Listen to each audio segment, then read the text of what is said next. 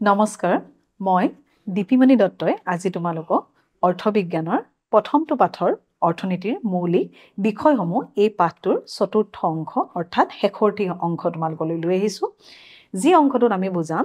যে যেহেতু আমি প্ৰথম তিনিটা অংশত আমি অৰ্থবিজ্ঞানৰ ধাৰণাৰ বিষয়ে বা সংজ্ঞাবিলাকৰ বিষয়ে বা ইয়াৰ মৌলিক যিবিলাক ধাৰণা সেইখিনি আৰু পৰিসৰৰ বিষয়ে অধ্যয়ন কৰিলোঁ শেষৰ যেতিয়া অংশ 3ত আমি মৌলিক ধাৰণাবিলাক যেতিয়া অধ্যয়ন কৰিছিলোঁ তেতিয়া আমি 7টা ধাৰণা চাহিদালৈকে আমি আলোচনা কৰিছিলোঁ তোমালোকৰ হয়তো মনত আছে চাহিদালৈকে আমি আলোচনা কৰিছিলোঁ আজি আমি প্ৰথমটো যেটো বিষয় আলোচনা এটো হৈছে যোগানৰ বিষয়ে আলোচনা কৰিম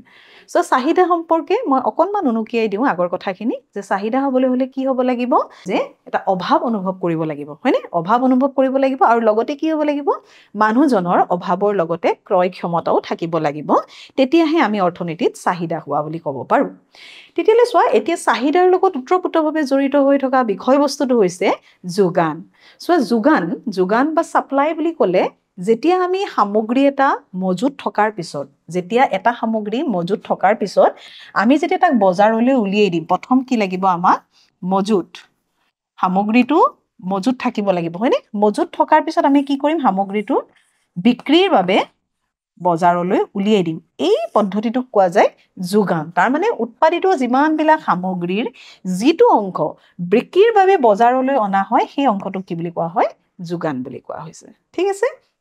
এতিয়া চোৱা এই যেটো যোগান আমাৰ দেখত বজাৰত যিমানবিলাক সামগ্ৰী আছে সেই সামগ্ৰী যোগান ধৰিবৰ বাবে কি হয় এটা যোগান বিভাগ থাকে ঠিক আছে সামগ্ৰীবিলাক যোগান ধৰাৰ পিছতহে মানুহে কি কৰিব চাহিদা কৰিব পাৰিব হয়নে গতিকে সামগ্ৰীবিলাক যোগান ধৰিবৰ বাবে এটা যোগান বিভাগ থাকে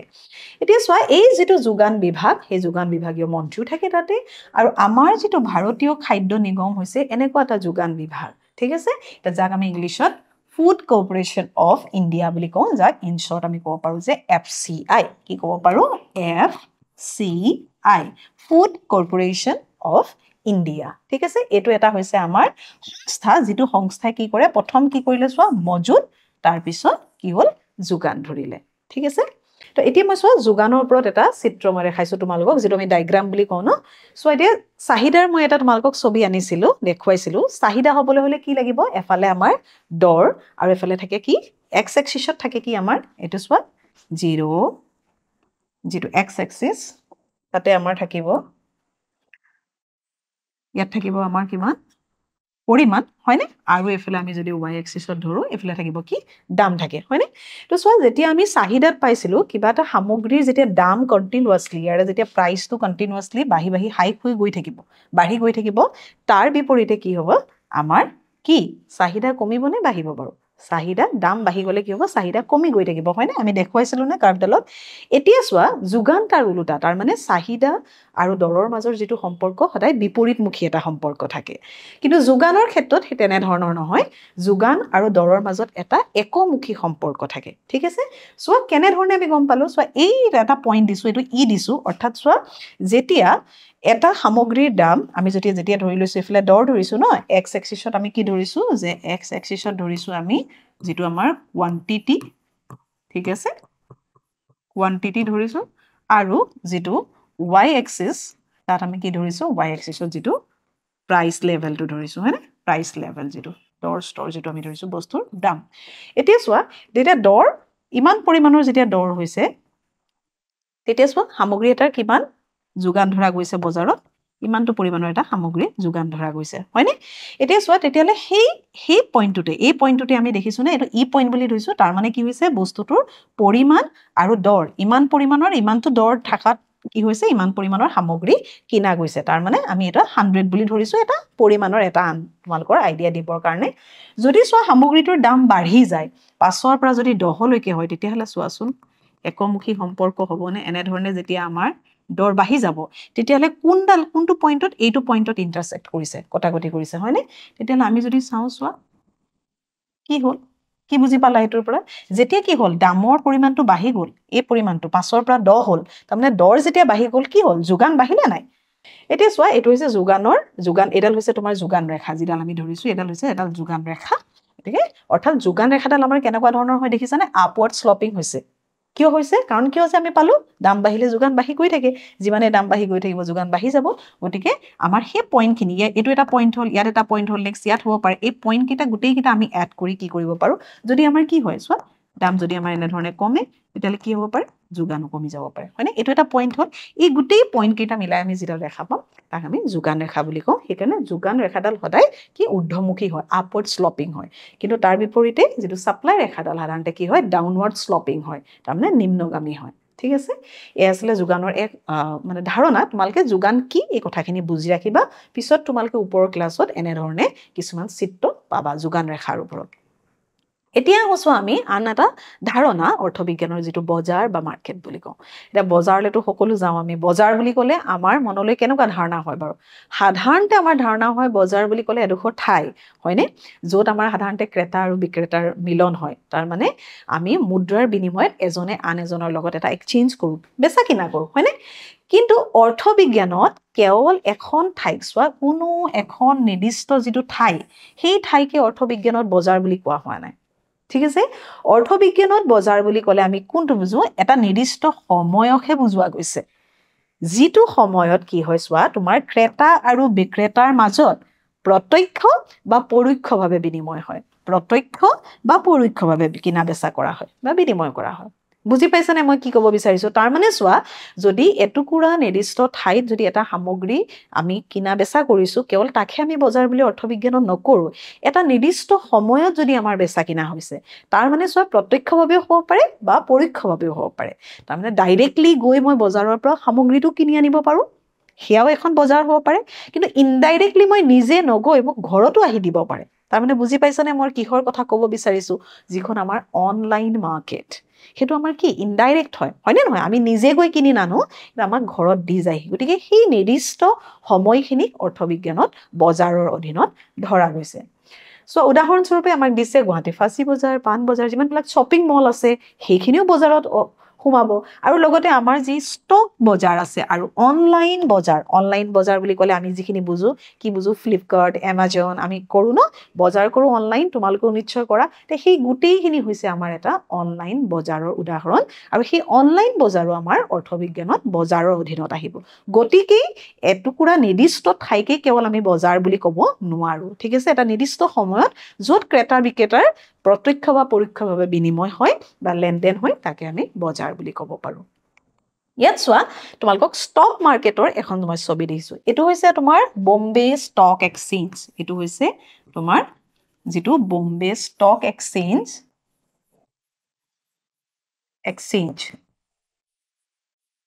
ঠিক আছে আৰু এইটো বম্বে ষ্টক এক্সচেঞ্জত আমাৰ ষ্টক এক্সচেঞ্জ বুলি ক'লে আমি কি বুজো এতিয়া ষ্টক এক্সচেঞ্জ বুলি ক'লে কি জানানে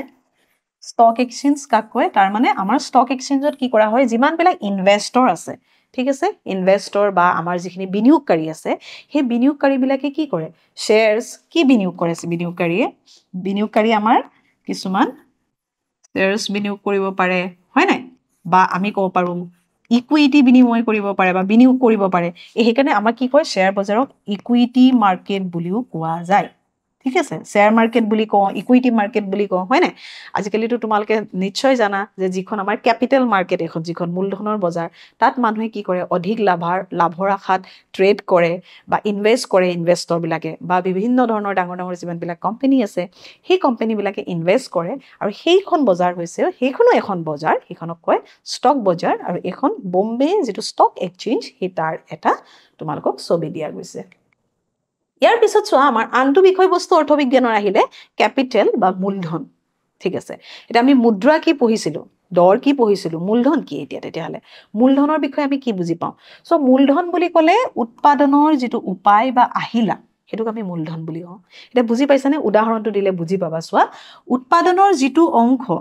মানে আমি কোনটো অংশক মূলধন বুলি কওঁ যিবিলাক আমি যিটো অংশ পুনৰ উৎপাদনৰ কামত ব্যৱহাৰ কৰিব পাৰোঁ যিটো অংশ আমি কি কৰিব পাৰোঁ যে পুনৰ উৎপাদনৰ কামত ব্যৱহাৰ কৰিব পাৰোঁ ঠিক আছে উৎপাদনৰ যিটো অংশক আমি পুনৰ উৎপাদনৰ কামত ব্যৱহাৰ কৰিব পাৰোঁ সেইটোক আমি কি বুলি কওঁ যে মূলধন বুলি কওঁ উদাহৰণস্বৰূপে এতিয়া দেখিলে তোমালোকে উদাহৰণটো বুজি পাবা চোৱা এটুকুৰা যেতিয়া মাটিত আমি খেতি কাৰ্য যেতিয়া কৰিম সেই খেতি কৰিবৰ বাবে আমি কি ব্যৱহাৰ কৰিম চোৱা ট্ৰেক্টৰ ব্যৱহাৰ কৰিলোঁ মূলধন বা কাপোৰ উৎপাদন কৰিবৰ কাৰণে আমি কি কৰিম চোৱা তাঁতশাল লাগিব চিলাই মেচিন লাগিব হয় নাই বা আমাক যিমানবিলাক যন্ত্ৰপাতি লাগিব এইবিলাক হৈছে আমাৰ একোটা আহিলা কিহৰ আহিলা তাকে আমি মূলধন বা কেপিটেল বুলি ক'ম তেতিয়ালে চোৱা যন্ত্ৰপাতি এটা আহিলা হয় নে নহয় আহিলা হয় কিয় মূলধন সৃষ্টি কৰিবৰ বাবেইতো সেই আহিলাটো আমি ব্যৱহাৰ কৰিছো হয়নে এই যিবিলাক মানে উৎপাদনৰ লগত জড়িত যিটো এটা অংশ যিটোক আমি কি কৰিব পাৰো যে মূলধন সৃষ্টি কৰিবৰ বাবে ব্যৱহাৰ কৰিব পাৰো ঠিক আছে তে মূলধন বুলি ক'লে আমি ইয়াতে কি বুজো পুনৰ উৎপাদন কৰিবৰ বাবে যিবোৰ যন্ত্ৰপাতি হওক চিলাই মেচিন হওক বা যিমানবিলাক সামগ্ৰী আমি ব্যৱহাৰ কৰিছো সেই গোটেইখিনি আমাৰ কিন্তু এটা আহিলা হিচাপে আহিব ক'ত মূলধনৰ ইয়াৰ পিছত চোৱা তোমালোকে সঞ্চয়ও এটা অন্যতম ধাৰণা অৰ্থবিজ্ঞানৰ এটা বেসিক কনসেপ্ট হয় সঞ্চয়টো সকলোৱে নিশ্চয় এটা ধাৰণা আছে সঞ্চয় বুলি ক'লে আমি হাসি ৰখাক আমি সঞ্চয় বুলি কওঁ সাধাৰণতে তে অৰ্থবিজ্ঞানত সঞ্চয় বুলি ক'লে আমি কি বুজো সঞ্চয় বুলি ক'লে সাধাৰণতে আমাৰ চোৱা আমি যিমানখিনি উপাৰ্জন কৰিছো উপাৰ্জন কৰাৰ যিটো অংশত ভোগ কাৰ্যত ব্যৱহাৰ কৰা নহয় তাক সঞ্চয় বুলি কওঁ ইয়াত এটা তোমালোকক দিছো চোৱা কি দিছে আয় ভোগ ব্যয় আৰু সঞ্চয় যোগ কৰিছো আইৰ লগত সঞ্চয় হৈছে মূলধন সৃষ্টিৰ এটা ভাল উপায় তাৰ মানে আমি মূলধন সৃষ্টি কৰিবৰ বাবে আমি প্ৰথমে আমি সঞ্চয় কৰিব লাগিব আমি চোৱা যিমানখিনি আয় কৰো আয়ৰ সকলো অংশ আমি জানো ব্যয় কৰো আমি আয় কৰাৰ যিমানখিনি আয় কৰিলো তাৰে এটা অংশ কি কৰো উপভোগত খৰচ কৰো আৰু উপভোগৰ পিছত যিখিনি আমাৰ ৰৈ যায় সেইখিনি আমি কি কৰো সঞ্চয় কৰো গতিকে চোৱা ইয়াত আছে আয় আমি ওয়াইৰে ডিনোট কৰো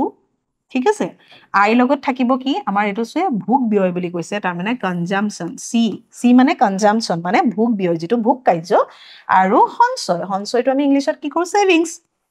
ঠিক আছে এস তাৰ মানে আমি বুজি পালো আইটো কেনেকৈ উলিয়াব পাৰি যে ভোগ কাৰ্যৰ লগত সঞ্চয় যোগ কৰি আই নিৰ্ধাৰণ কৰিব পাৰি এতিয়া আমাক কি লাগে আমাক লাগে সঞ্চয় ঠিক আছে মানে সঞ্চয় হলে কেনেকৈ হ'ব চোৱাচোন সঞ্চয় আমি যদি s টো এফালে থওঁ আৰু c টো যদি এফালে লৈ আহো তেতিয়ালে আমি কি কম চোৱা y - c তাৰ মানে কি আমি কি বুজিলো সঞ্চয় মানে কি যেটো আমাৰ আইৰ পৰা যদি আমি উপভোগ যেটো বা ভোগ কাৰ্য যেটো আমি বিয়োগ কৰো তেতিয়ালে আমি কি কৰিব পাৰো যে সঞ্চয় পাব পাৰো ঠিক আছে ইয়াত চোৱা নেক্সট আহিলে আমি সঞ্চয়ৰ পিছতে আহিব বিনিয়োগ যদি আমি আয়ৰ এটা অংশ সঞ্চয় কৰো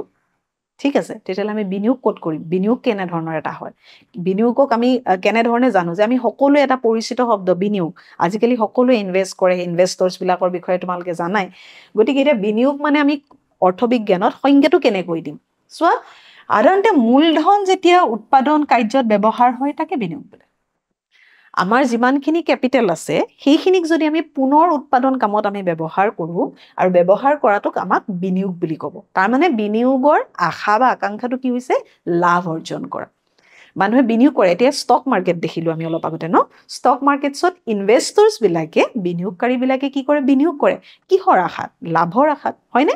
এতিয়া চোৱা এই বিনিয়োগ মূলধন হৈছে এক মজুত ধাৰণা আৰু কি হৈছে বিনিয়োগ হৈছে এক প্ৰবাহ আমি অলপ আগতে পঢ়ি আহিলো নহয় দুটাৰ মাজত পাৰ্থক্য আহে মূলধন আৰু বিনিয়োগ মূলধন হৈছে চোৱা মূলধন বুলি ক'লে আমি কি বুজো যিখিনি আমি ষ্টক কৰি ৰাখিব পাৰো মানে আমি যিখিনি সেভিংস কৰিলো ঠিক আছে যিখিনি আমাৰ সেভিংস হ'ল ঠিক আছে কিন্তু চোৱা ইনভেষ্টমেন্ট মানে কি বিনিয়োগ মানে কি আছে বিনিয়োগটো যেটো আমাৰ ইনভেষ্টমেন্ট আকৌ কি হৈ যায় ফ্লো হৈ থাকে ফ্লো বুলি কৈছে প্ৰবাহ হয় কিয় লাভ লোকসান দুইটাই হয় বিনিয়োগ কৰিলে কেতিয়াবা তোমাৰ অধিক লাভ পাবও পাৰা কেতিয়াবা নাপাবও পাৰা যিমানখিনি আমাৰ যেটো ক্যাপিটেল আছিল যেটো মূলধন আছিল কেতিয়াবা আমি বিনিয়োগ কৰিলে এনেকুৱা ধৰণৰ হয় সেই ক্যাপিটেলটো আমি কেতিয়াবা ঘূৰাই পাবলৈ টান হয় তাৰ মানে আমাৰ লোকসান হয় বিনিয়োগত লাভ লোকসান দুইটাই আছে সেই কাৰণে কৈছে ই এটা ফ্লো ই এটা প্ৰবাহ ই কেৱল মজুত ধাৰণা নহয় সেভিংসটো যে তুমি বেংকত সেভ কৰি ৰাখিলা হেতু প্ৰটেক্টেড ঠিক আছে গতিকে তাৰ পৰা আমি যে লোকসান হ'ব বুলি আমি ক'ব নোৱাৰো কিন্তু বিনিয়োগৰ পৰা অধিক উৎপাদনক্ষম কামত যদি আমি বিনিয়োগ কৰিম তেতিয়া কিন্তু তোমাৰ লাভ লোকসান দুইটাই হ'ব পাৰে সেই কাৰণে ই এটা কি বুলি কৈছে প্ৰবাহমান ধাৰণা ই ফ্লো হৈ থাকে মানে এটা ফিক্স ষ্টক হৈ নাথাকে ঠিক আছে ইয়াৰ পিছত চোৱা যে এইটোৱে দিছে যে যেতিয়া এই টকাৰ যন্ত্ৰপাতি কিনি বস্তু উৎপাদনৰ এটা কামত বা কাৰখানাত আমাৰ প্ৰতিষ্ঠান এটাত আমি যি কাৰ্য কৰিছো তাৰ বাবে আমি কি কৰিব লাগিব বিনিয়োগ কৰিব লাগিব তাতটো আমি সঞ্চয় কৰিলে নহব আমি টকাখিনি কি কৰিব লাগিব মূলধনটো সেই নতুন এটা কামত আৰু বেছি উৎপাদনৰ আশাত আমি বিনিয়োগ কৰিলো এই বিনিয়োগৰ পৰা নিয়মিত উৎপাদন আৰু উপাৰ্জন হ'ব আৰু ইয়াক সেইকাৰণে প্ৰবাহ বুলি কয় যিখিনি মই ইনভেষ্ট কৰিছো যিখিনি বিনিয়োগ কৰিছো তাৰ পৰা মোক আৰু অধিক লাভ হ'ব আৰু সেই লাভৰখিনি যদি আকৌ বিনিয়োগ কৰো আকৌ যদি লাভ হ'ল তেতিয়ালে সি এটা ফ্লো হৈ আছে নে নাই এটা প্ৰবাহমান হয় নে নহয় গতিকে ইয়াক এটা প্ৰবাহমান ধাৰণা বুলি কৈছে বিনিয়োগক বুট কৰো তোমালোকে বুজি পাইছা এবাৰ আহো আমি ৰাষ্ট্ৰীয় আয় নেশনেল ইনকাম ঠিক আছে ৰাষ্ট্ৰীয় আয় বুলি ক'লে চোৱা এটা নিৰ্দিষ্ট বিত্তীয় বৰ্ষত এটা বিত্তীয় বৰ্ষত ঠিক আছে এটা নিৰ্দিষ্ট বিত্তীয় বৰ্গত আমাৰ যিমানবিলাক দ্ৰব্য বা সামগ্ৰী ঠিক আছে তিনিটা কথা আছে চাবা এটা নিৰ্দিষ্ট বিত্তীয় বৰ্ষত প্ৰথম কথা নেক্সট হৈছে যিবোৰ দ্ৰব্য আৰু সামগ্ৰী হল আমাৰ কি কৰা হয় উৎপাদন কৰা হয় সামগ্ৰী তাৰ মুদ্ৰাৰ মূল্যই হৈছে কি ৰাষ্ট্ৰীয় আয় তাৰমানে এটা নিৰ্দিষ্ট বিত্তীয় বৰ্ষত যিমানবিলাক সামগ্ৰী আমাৰ উৎপাদন হল ঠিক আছে উৎপাদন কৰা হল ঠিক আছে এই উৎপাদন কৰা সামগ্ৰীবিলাকৰ যিটো মুদ্ৰাৰ মূল্য যিটো আমাৰ মুদ্ৰাৰ মূল্য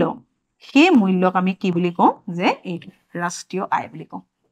বুজি পাইছানে এতিয়া চোৱা বৰ্তমান যিটো বিত্তীয় বৰ্ষ আমি কি কম বিত্তীয় বৰ্ষটো কি কম বিত্তীয় বৰ্ষ কেতিয়াৰ পৰা আৰম্ভ হৈছে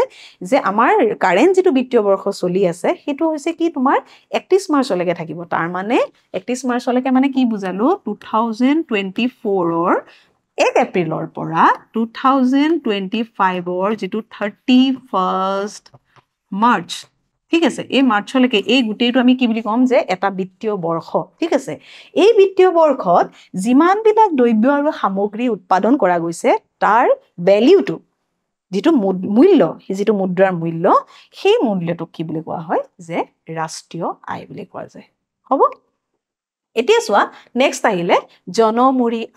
জনমূৰি আয় বা পাৰ কেপিটা ইনকাম ঠিক আছে ৰাষ্ট্ৰীয় আয়ৰ আন এটা ধাৰণা আছে যে জনমূৰি আয় তাৰ মানে ইয়াত কি কৰা যায় জনমূৰি আয়টো আমি ৰাষ্ট্ৰীয় আয়ৰ পৰা উলিয়াব পাৰো তে ৰাষ্ট্ৰীয় আয়ৰ পৰা কেনেকৈ উলিয়াব পাৰো চোৱা যে মুঠ ৰাষ্ট্ৰীয় আয় ইয়াত দেখিছানে তোমালোকে মুঠ ৰাষ্ট্ৰীয় আয় ঠিক আছে এটো যেটো আমাৰ মুঠ ৰাষ্ট্ৰীয় আয় যদি আমি দেশৰ জনসংখ্যাৰে ভাগ কৰো দেশৰ মুঠ জনসংখ্যাৰে যদি ভাগ কৰো তেতিয়াহলে আমি জনমূৰি আয় পাম ঠিক আছে তাৰ মানে আমাৰ যেটো ন্যাশনাল ইনকাম হ'ব যেটো আমি ইন শৰ্ট যদি লিখো ন্যাশনাল ইনকাম আমি ন্যাশনাল ইনকামৰ পৰা আমি কেনেকৈ উলিয়াব পাৰো যেটো আমাৰ মুঠ মানে আমাৰ যেটো আমাৰ টোটাল যেটো ৰাষ্ট্ৰীয় আয় হা এটা যেটো মুঠ আমাৰ ৰাষ্ট্ৰীয় আয় আছে সেই মুঠ ৰাষ্ট্ৰীয় আয় যদি আমাৰ দেশৰ মুঠ জনসংখ্যা ঠিক আছে মুঠ জনসংখ্যাৰে যদি আমি হৰণ কৰো ঠিক আছে তেতিয়া আমি কি পাব পাৰো এই আমাৰ পাৰ কেপিটা যেটো ইনকাম এই পাৰ কেপিটা ইনকাম আমি পাব পাৰো ঠিক আছে মানে পাৰ কেপিটা ইনকাম এটো চোৱা দেশৰ ৰাষ্ট্ৰীয় আয়ক যেতিয়া মুঠ দেশৰ জনসংখ্যা আমি হৰণ কৰো তেতিয়া আমি কি কৰিব যায় এই জনমূৰি আয় বা আমাৰ এটো ইংলিছত কয় পাৰ কেপিটা ইনকামটো আমি পাব পাৰো ঠিক আছে ন্যাশনাল ইনকামক আমি কি কৰিব লাগিব দেশৰ মুঠ জনসংখ্যাৰে হৰণ কৰিব লাগিব ফৰ্মুলাটো মনত ৰাখিবা হেতু পাৰ কেপিটা ইনকাম তাৰ মানে আমি কি বুজি পালো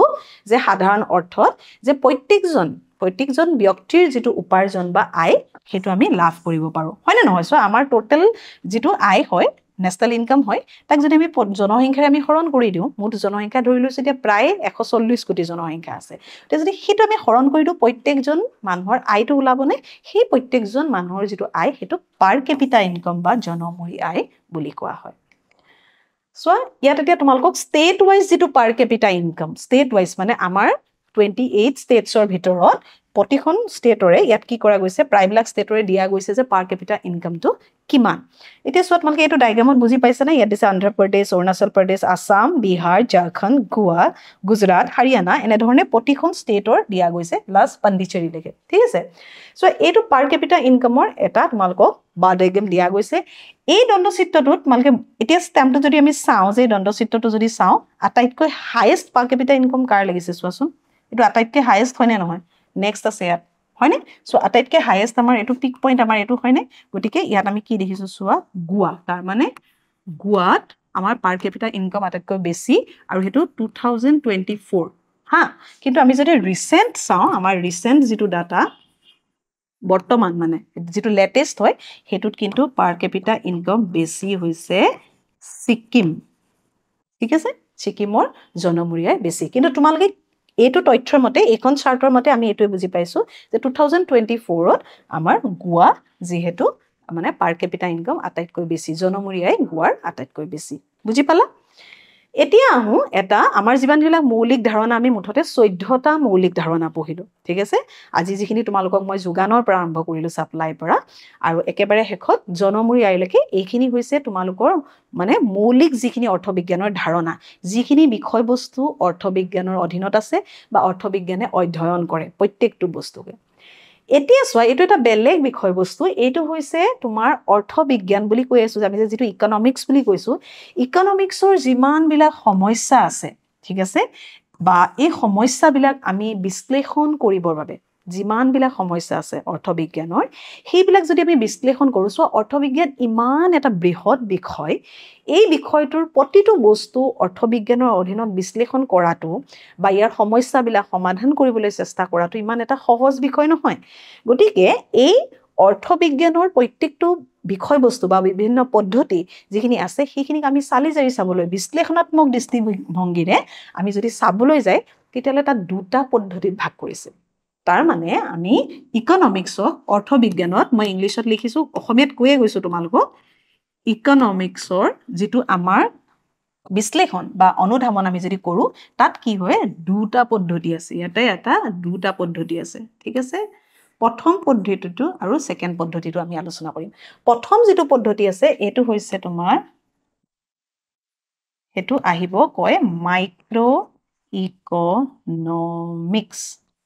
প্ৰথম পদ্ধতিটো ব্যষ্টিবাদী যেটো অসমীয়াত কয় ব্যষ্টিবাদী ঠিক আছে ব্যষ্টিবাদী আৰু আনটো আহিব কি তোমাৰ যে এটো মেক্ৰো ইকোনমিক্স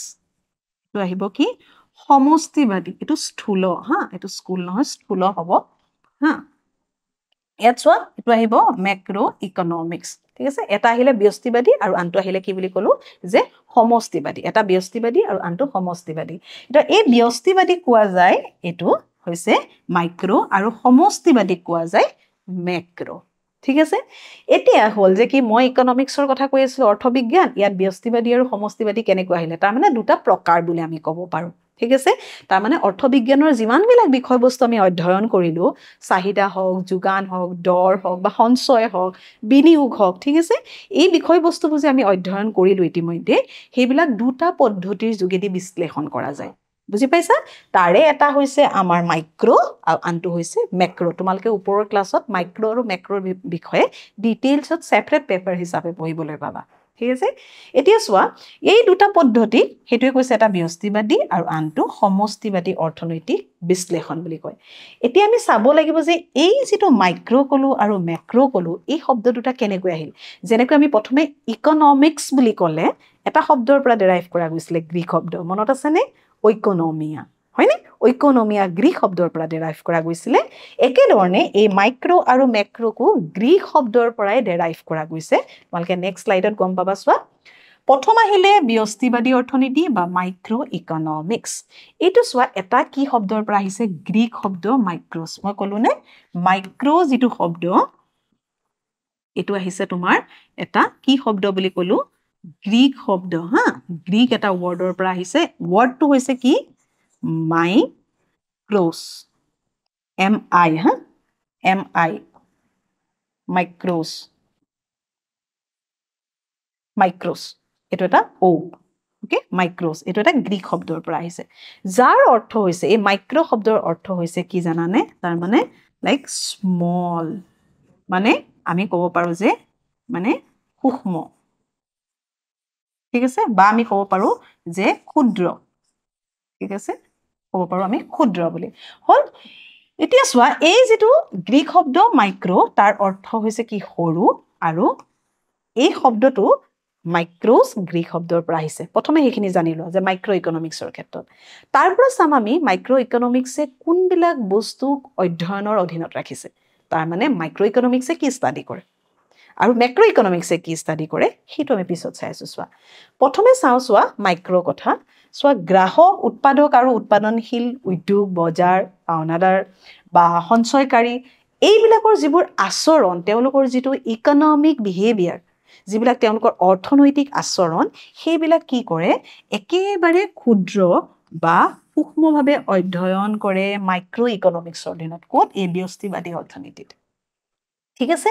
ক্ষুদ্ৰ অৰ্থনীতিত ব্যক্তি বা সংস্থাৰ অৰ্থনৈতিক আচৰণৰ বিষয়ে অধ্যয়ন কৰে চোৱা এজন ব্যক্তিৰ আমি আগতে পাইছিলো না ইকনমিক্সে কি কৰে আৰ্থিক কাৰ্যাৱলীবিলাকৰ বিষয়ে অধ্যয়ন কৰে এটা পৰিয়াল বা এখন সমাজৰ এখন দেশৰ পাইছিলো নে নাই তাৰ মানে তেতিয়ালে মাইক্ৰই কি অধ্যয়ন কৰিব মাইক্ৰ ইকনমিক্সে এজন ব্যক্তি বা এটা পৰিয়াল বা এখন প্ৰতিষ্ঠান বা এজন নিৰ্দিষ্ট এটা মানে উদ্যোগ গম পাইছেনে এইবিলাকৰ যিমানবিলাক ইকনমিক বিহেভিয়াৰ আছে অৰ্থনৈতিক কাৰ্যকলাপ আছে অৰ্থনৈতিক কাৰ্যকলাপ মানে কি আকৌ পাহৰিছা নেকি কোনবিলাক উৎপাদন উপভোগ বিনিয়োগ বিতৰণ যিবোৰ আছিলে সঞ্চয় হয়নে এই কনসেপ্টবিলাক মানে আপুনি ইন্ডিভিজুৱেলি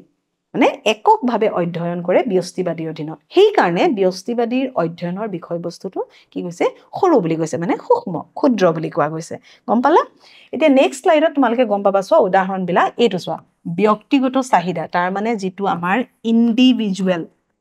ইন্ডিভিজুৱেল যিটো ক'ব পাৰো যে আমি ডিমান্ড এটা বিত্তীয় প্ৰতিষ্ঠানৰ বা এজন ব্যক্তিৰ যিটো ইন্ডিভিজুৱেল ডিমান্ড যিটো ব্যক্তিগত চাহিদা সেইটো অধ্যয়নৰ বিষয়বস্তু হ'ব কাৰ মাইক্ৰ ব্যষ্টিবাদী অৰ্থনীতি একে ধৰণে এটো চোৱা যেটো সাপ্লাই মানে আমাৰ মুঠ সাপ্লাই কথা কোৱা নাই কাৰ এজন নিৰ্দিষ্ট ব্যক্তিৰ ঠিক আছে এজন নিৰ্দিষ্ট যেটো ব্যক্তিৰ যেটো যোগান হা এই ব্যক্তিৰ যোগান এইখিনি পৰিব কিহৰ অধীনত তোমাৰ ব্যক্তিগত যোগানৰ অধীনত পৰিব গম পাইছানে সেই ব্যক্তিগত চাহিদা বা ব্যক্তিগত যোগান এইবোৰ হৈছে ব্যষ্টিবাদী অৰ্থনীতি মাইক্ৰ ইকনমিক্সৰ অধ্যয়নৰ বিষয়বস্তু এতিয়া চোৱা উপভোক্তাৰ ৰুচি উপভোক্তা মানে মই সাপোজ এজন উপভোক্তা ঠিক আছে মই এজন কনজিউমাৰ তে মোৰ যেটো চয়েস মোৰ যেটো চয়েস তাৰ মানে কিহৰ কথা কৈছে ইয়াত ইন্ডিভিজুৱেল চয়েসৰ কথা কৈছে ঠিক আছে মোৰ যেটো চয়েস হেতু ইন্ডিভিজুৱেল যেটো চয়েস হা এটো হৈছে বিষয়বস্তু কিহৰ অধীনত পৰিব এই উপভোক্তাৰ ৰুচি এজন উপভোক্তাৰ ৰুচি হেতু বিষয়বস্তু হ'ব কাৰ বুলি কলো যে ব্যষ্টিবাদী অৰ্থনীতি বা এখন বজাৰ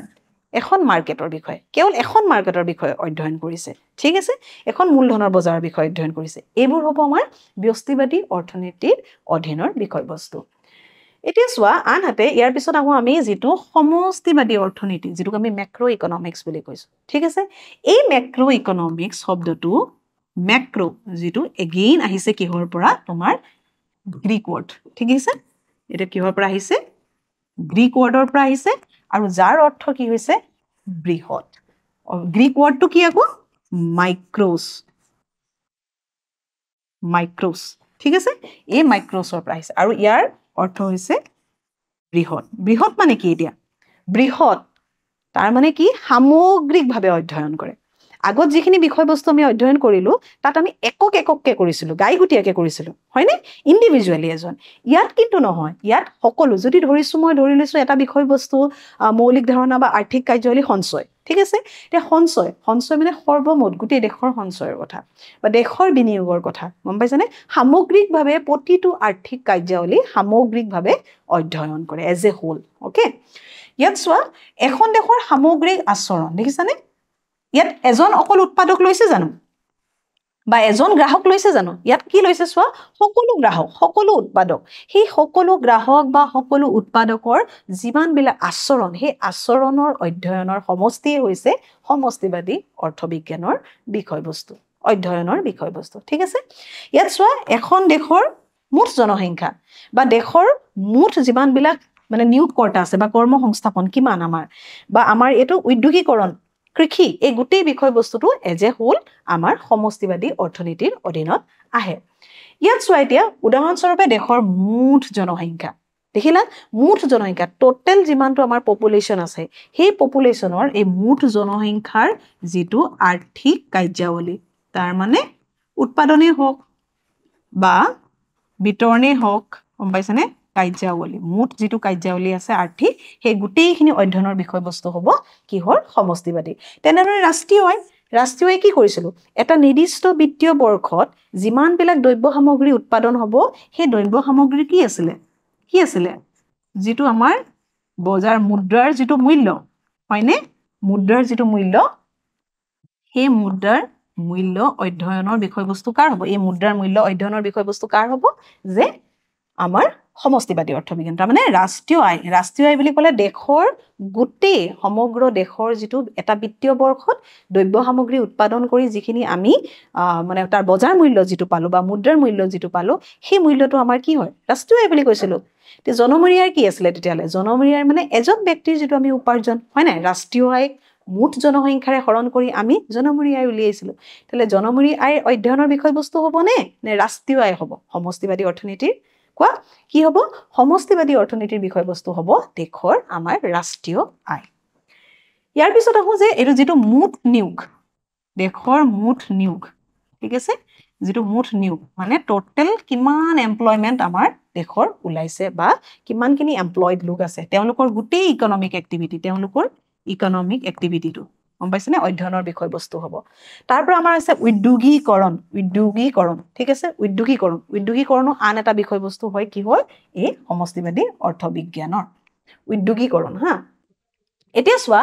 এই যিখিনি আমি পঢ়িলো সমষ্টিবাদী আৰু ব্যষ্টিবাদীৰ ধাৰণা যি পঢ়িলো তোমালকে নিশ্চয় বুজি পাইছাই যে ইয়াত আকৌ মই ৰিপিট এবাৰ কৰি দিছো যিহেতু যে মাইক্ৰ শব্দটো আহিছে কিহৰ পৰা গ্ৰীক শব্দ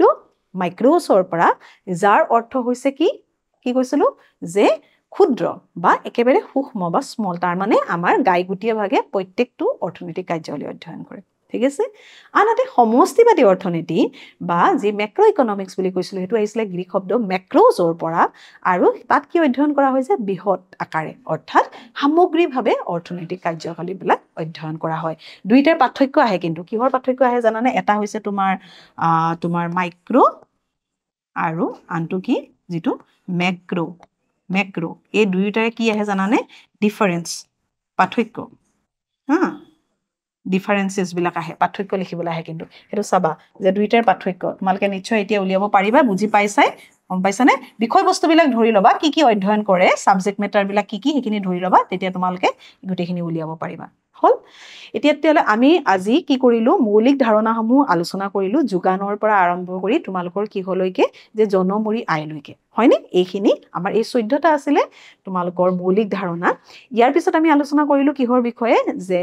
ব্যষ্টিবাদী আৰু সমষ্টিবাদী অৰ্থনীতিৰ বিষয়ে তাৰ মানে অৰ্থবিজ্ঞানৰ দুটা বিশ্লেষণৰ যি ভাগ আজি যেটো মই ফোৰ্থ পাৰ্ট মানে চতুৰ্থ যেটো অংক তোমালকলে আনিছিলো সেই অংকটোৰ ওপৰত ভিত্তি কৰি আগৰ দৰে দুটা মূল্যায়ন দিছো প্ৰথমটো প্ৰশ্ন চোৱা জনমূৰি আয় যেটো আমি কি বুলি কওঁ পাৰ ক্যাপিটা ইনকাম কোনে পাৰ ক্যাপিটা ইনকাম কোনে যেটো জনমূৰি আয় হয়নে জনমূৰি আয় আমি কেনেকৈ পাওঁ এটো হৈছে ন্যাশনাল ইনকাম হয়নে ৰাষ্ট্ৰীয় আয় হয়নে ৰাষ্ট্ৰীয় আয় এতিয়া আমাৰ প্ৰশ্নটো হৈছে যে কি ৰাষ্ট্ৰীয় আয় কিহে হৰণ কৰিলে আমি বাৰু জনমূৰি আয় উলিয়াব পাৰো মনত আছেনে নিশ্চয় আছে যেটো আমি জনমূৰি আয় কনসেপ্টটো পঢ়িয়ে গৈছিলো কিহে আমি হৰণ কৰিব লাগিব মুঠ কি দেশৰ কি আছিল জনসংখ্যা হয়নে মুঠ দেশৰ জনসংখ্যা তাৰ মানে দেশৰ মুঠ যেটো জনসংখ্যা সেই জনসংখ্যাৰে মুঠ জনসংখ্যাৰে যদি আমি হৰণ কৰো তেতিয়ালে আমি কি পাব পাৰো বুলি কৈছে জনমূৰি আয় লাভ কৰিব পাৰো হ'ব আৰু এটা মই মূল্যায়ন আনিছো হেতু হৈছে চোৱা ইতিমধ্যে কৈ অহা যেটো ব্যষ্টিবাদী আৰু সমষ্টিবাদী অৰ্থনীতিৰ বিষয়ে কৈ আহিছিলো ইয়াত তোমালোকক মাইক্ৰ আৰু মেক্ৰ শব্দ দুটা দিয়া গৈছে মাইক্ৰ আৰু মেক্ৰ শব্দ দুটা কোন দুটা শব্দৰ পৰা লোৱা গৈছে নিশ্চয় আমি জানো যে গ্ৰীক শব্দৰ পৰা লোৱা গৈছে হয়নে তো এতিয়া কথা হল যে প্ৰশ্নটো হৈছে মোৰ গ্ৰীক শব্দ কোনটা শব্দৰ পৰা লোৱা হৈছে ভাষাটো গ্ৰীক ভাষা কিন্তু শব্দ দুটা কি হেতু লাগে তেলে আমি জানো যে মাইক্ৰ লোৱা গৈছে গ্ৰীক শব্দ কিহৰ পৰা শব্দটো কি আছিল প্ৰথমটো মনত আছে নে মাইক্ৰছ MIKROS মাইক্ৰছ প্ৰথমটো তাৰ মানে মাইক্ৰ শব্দটো লোৱা গৈছে মাইক্ৰছৰ পৰা ওকে গ্ৰীক ওয়াৰ্ড নাম্বাৰ 2 কি হয় আনটো শব্দ আছে ম্যাক্ৰো মেক্ৰ শব্দটো গ্ৰীক শব্দ কিহৰ পৰা লোৱা গৈছে একেই মেক্ৰছ হয়নে মেক্ৰছ হল এই দুটা গ্ৰীক শব্দৰ পৰা লোৱা গৈছে বুজি পালা যে তোমালোকে এনেকুৱা ধৰণৰ আৰু বহু প্ৰশ্ন আছে পাঠভিত্তিক তোমালোকে সেইখিনি চাবা অনুশীলনী প্ৰশ্নবিলাকো চাবা আজিলৈ আহো পুনৰ এটা নতুন ভিডিঅ'ত নতুন এটা ক্লাছৰ সৈতে লগ পোৱাৰ আশাৰে থ্যাংক ইউ সো মাচ